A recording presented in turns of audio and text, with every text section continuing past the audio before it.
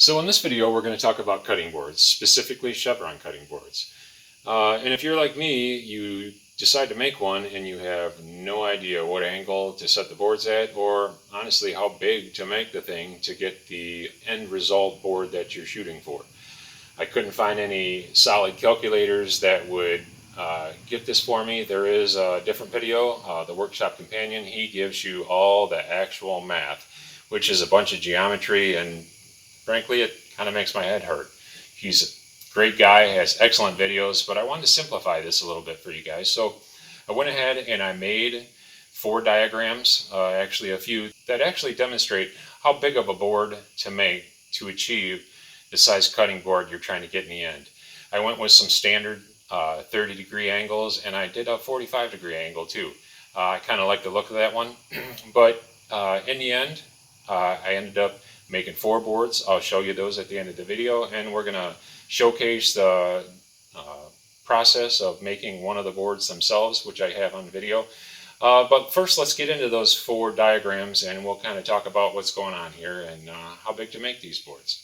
So let's get started. So in this first diagram, we're going to make a 12 by 16 inch board, which is considered to be a full-size board.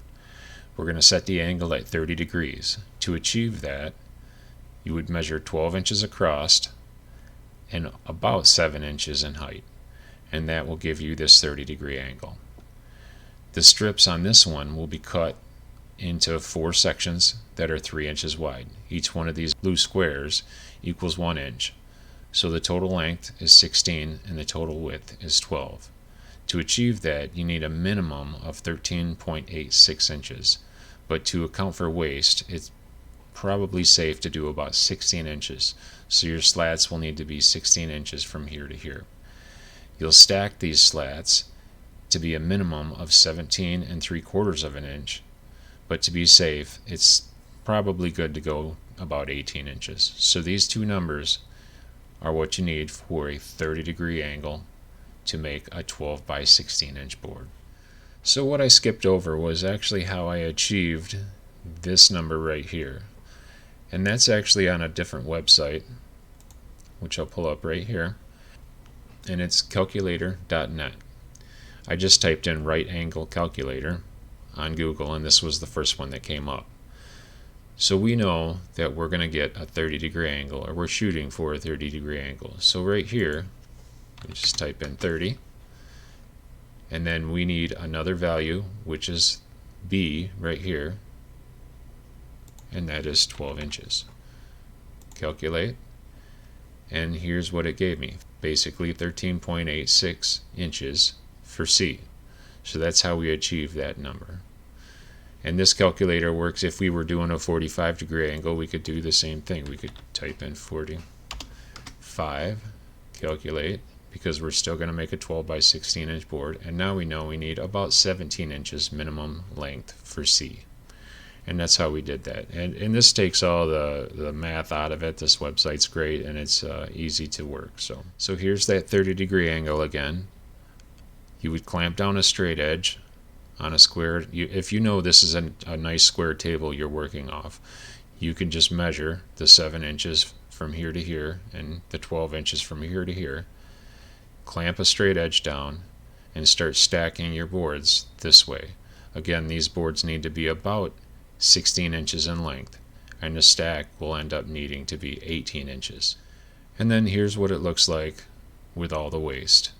So these are again 16 inches long, and your stack is at least 18 inches. Once you trim off all this yellow, this is all your waste, and then you'll achieve a 12 by 16 inch board. So in this next diagram, we're still going with a 30-degree angle on a 12 by 16 inch board. Instead of making just 3 cuts and having 4 sections, we're making 5 cuts and having 6 sections. So the chevron's a little bit tighter on this, and the only difference is you still need the 16 inch slats, but instead of having to stack 18 inches, you only need 17.5 because you have slightly less waste when you do a 6-section board like this. So in this diagram, we're still going to make a 12 by 16 inch board, but instead make a 45-degree angle. It's a little bit sharper. You're going to have more waste, but I kind of like the look of this board. to achieve that, the 45 is pretty simple. Anyone could do this without the calculator probably. A 12-inch by 12-inch section here gives you a 45-degree angle.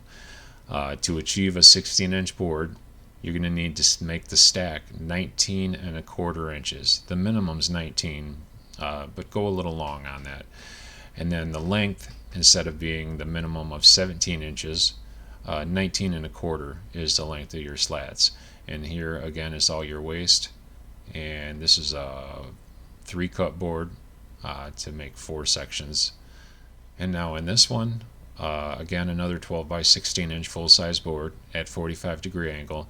Instead, we've made 5 cuts again that are 2 inches wide to achieve a tighter 45-degree weave on that chevron.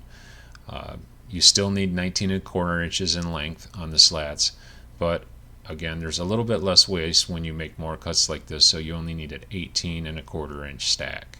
And hopefully this helps kind of get you started on making a full-size board. And I've got one more diagram we'll start up here.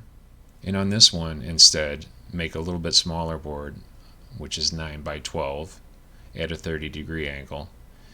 And it's again, it's a narrower cut, 1.5 inches wide, so 5 cuts to give you 6 sections.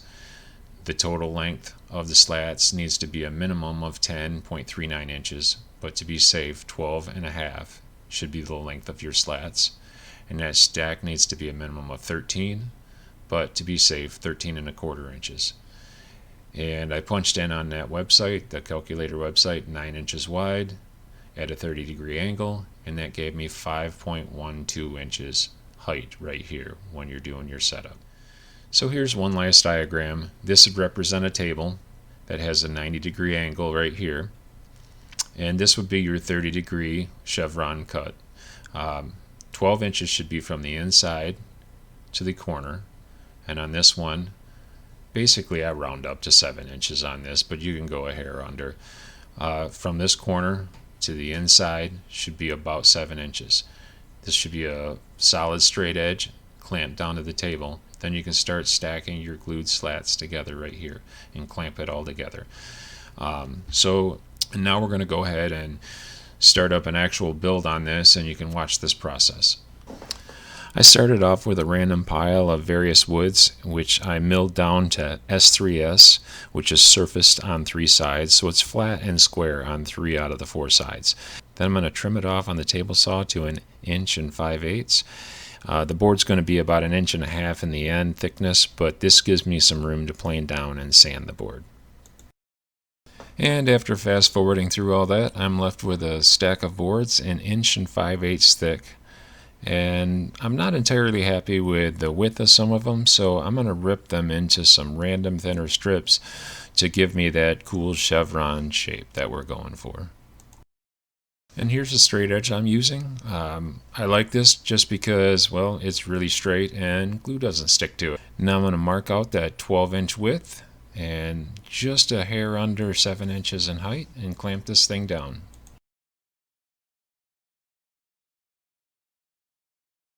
Once I had the straight edge clamped down, I grabbed all my slats and started arranging them in an order that I felt like I was happy with. Once they were all arranged, I grabbed my tape measure and checked that I was at least 18 inches in my stack. And since nobody probably wants to watch anybody spread glue on wood, it's probably something like watching paint dry, we fast forward ahead to where it's all glued up and I'm applying some clamps. And now it's been about 4 hours and I'm pulling the clamps off, and here's what I'm left with. Now there's probably a few ways you could draw a line on the end at the 30-degree angle, but I found a miter gauge set at that angle, flipped upside down, does just fine. And now don't laugh at my homemade track saw. It actually works just fine for now, until I can save up and get a track saw someday. But I'm going to trim off a straight edge at that 30-degree angle now. Now with the straight edge established at a 30-degree angle, I can head over to the table saw and trim off the excess at the far end. And here we have our cutting board blank at 30 degrees. I'm going to go ahead and flip it over and cut the other side on the table saw just because I don't trust the circular saw I have to be cutting at a perfect 90 degrees. On this one, I decided to go with 4 3-inch wide strips, so I set the table saw up for 3 inches and went ahead and cut those down. After that, just flip 2 of them over and line them up, and it's ready for the second stage of the glue up. And since you were probably really upset you didn't get to watch me spread glue on wood last time, well, here it is for you.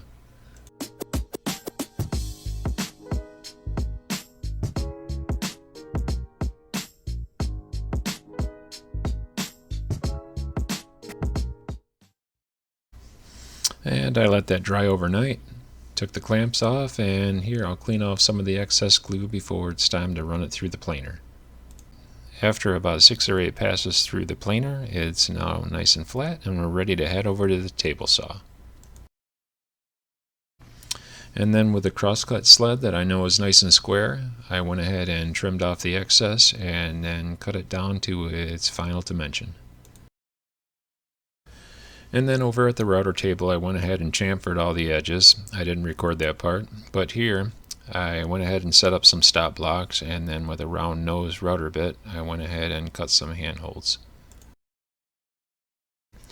And now for every woodworker's favorite part, sanding, sanding, sanding, sanding, sanding, and some more sanding, and sanding. After it's all sanded and feels beautiful, go ahead and wet it down and ruin that surface. Actually, just raise the grain with some water, and once that dries, go ahead and sand it one more time with some 220, and then it's ready for some finish.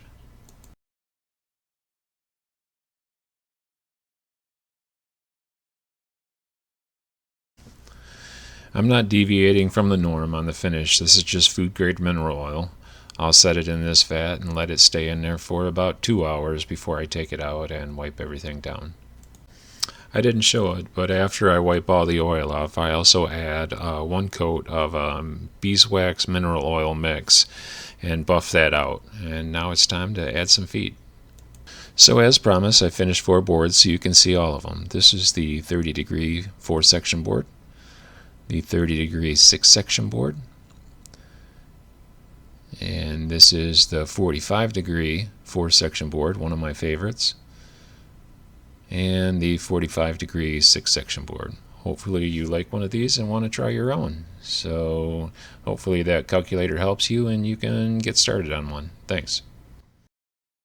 Thanks for watching. Please consider subscribing, and I'll see you next time.